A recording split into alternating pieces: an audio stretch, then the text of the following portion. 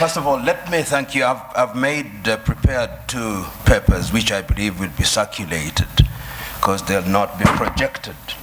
But if you can see, first of all, I want to agree with the Honorable Minister. I've done 2 pictorials. One of them is described as Africa at the dinner table. And if you look at Africa at the dinner table, Africa is on a plate and it is meat. And the diners at the dinner table are France, the United Kingdom, the United States, the European Union, the Chinese, and progressively the Arabs. And my second picture is the African hotspots. It's not visible from there. But if you look at Africa today and you make a clean sweep with your mind, there are different conflicts of different intensity in Somalia, in northern Mauritania, in northern Mali, in Central African Republic, Democratic Republic of Congo, Guinea-Bissau, in the Cameroons, in South Sudan, and one can go on and on. And there is a sense in which Africa has always been alive to the question of interference. I will refer this audience, particularly those who are starting, to take time and read the 32 odd speeches that were made in the month of May 1963 by the then heads of states and government of independent African states, the 32 of them. And there are 2 speeches that I want to isolate for this presentation. One was by David Dacko of Central African Republic. And in thanking Emperor Haile Selassie and Kwame Nkrumah on that day, he said that we must never forget that the colonial power has not left us. We must recognize that he did not go willingly. And if we don't check them, they'll come back again. And what would little Central African Republic do against them? Today, he is right. Today, if we remember the activities of France and how they have propped up the regime of Jean Bedel Bokassa, he was right.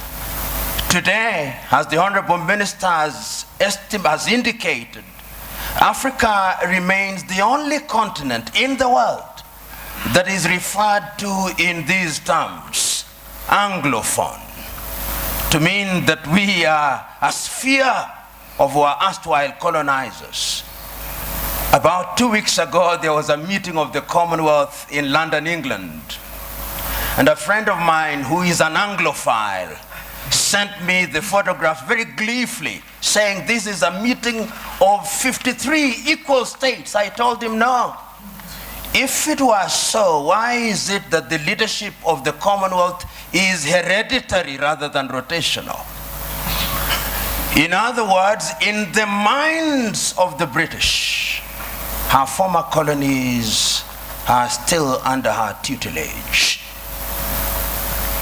And I want to submit to us that in the minds of what I'll call the conceptual West, they think they have a divine duty to instruct Africans what to do. True. And in the minds of many African leaders, they think that they have a divine duty to accept what they are told. That, in my view, is what the Honorable Minister was talking about, the mindset. And this is something that has been examined. We have seen France and its very pernicious presence in Africa. We know what they did in Burkina Faso against Thomas Sankara. We know what they did in Mali or the Sudan against Modibo Keita or against Sekou Touré in Guinea. Pernicious to the core. The Portuguese, we know what battles had to be fought in that area. And let me put this very bluntly. When the former leader of Portugal, Marcelo Caetano, was asked, why can you not allow the colonies to gain independence? This is what he said in substance. As I have examined world history over the years, the following have emerged: that the Caucasians have been responsible for monumental discoveries in the development of man. So have the Chinese, so have the Arabs. But the Africans have been responsible for nothing. They are only fit as hewers of wood and drawers of water. And I want to submit to you who are present here that in the conceptual West's unguarded moments, or guarded moments, that is what they think. And that is how they relate to Africa. So the whole idea that they will interfere is something that they think is their God-given duty. I said there were two speeches in 1963 that I wanted to refer to. I referred to David Dako. The second one was the speech by Kwame Nkrumah. And Kwame provided the solution. He did not complain about colonialism. He said, we must live here with one army, with one command. We must live here with one currency. We must live here with one currency, one country. I do not know where its capital will be, but I suggest Leopoldville or Bangui. Other leaders may have their thoughts. Kwame was right, but who listened to him? Several years down the line, and I've said it in my paper, there were coup d'etats which were engineered, there were mutinies which were engineered, and other forms of destabilization. And I want to believe that the person who actually said it very well in the 1980s was the former American President Ronald Reagan. He said, the United States of America does what is in her best interest. And I agree with him. Does Africa do what is in her best interest?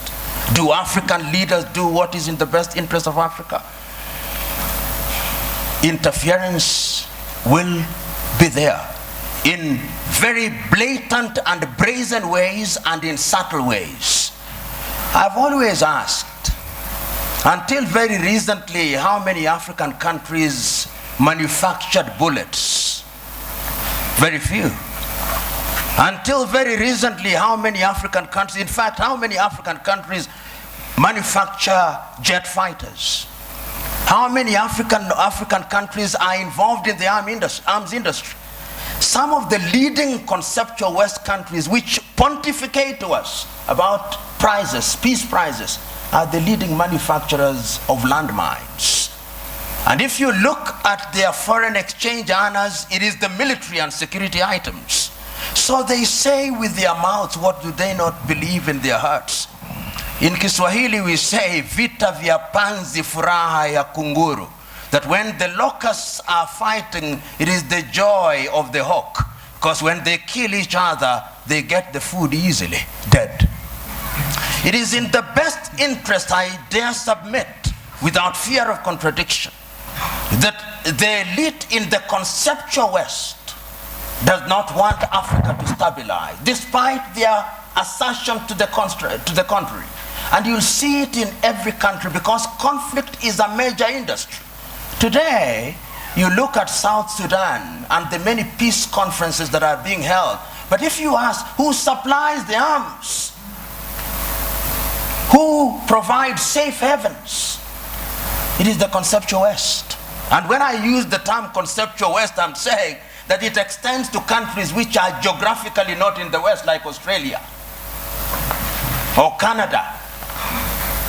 So I'm submitting in answer to your question, Joe, that interference is there, and it is part, to use this old cliche, of the neo-colonial project. The neo-colonial project requires that Africa must remain within the sphere of influence of these states. Today, if you look at the United Kingdom, which has left Europe, one would have thought that those are their cousins and that they should sit in comfort with them. You will now see their involvement being de-emphasized in Europe and their interest and appetite growing towards the Commonwealth. Because in the Commonwealth, they are the major domos. They'll tell us what to do. In Europe, they have to grapple with the Germans and the French, and they don't like it. That is the unspoken bit of it. The French also are in Europe, but the Germans are too strong, and they don't like it. So they want to hold Côte d'Ivoire, Gabon, and tell them what to do. I do not know how many of you saw the press conference that was attended by President Macron of France and Nana Addo of Ghana. And when Nana Addo spoke as an African should, you could see the body language of the French president. How dare this man speak this way? In other words, I'm saying that interference is the mother's milk of European economies. But to answer your second question, they have their own recruits who Professor Philip Nying'oro will be speaking here. To use the old vocabulary of those days, they are the people you call their comprador bourgeoisie. You must remember. The comprador bourgeoisie are Africans with black faces, but essentially they are doing the bidding of these powers. They are the ones you'll find them in different spheres.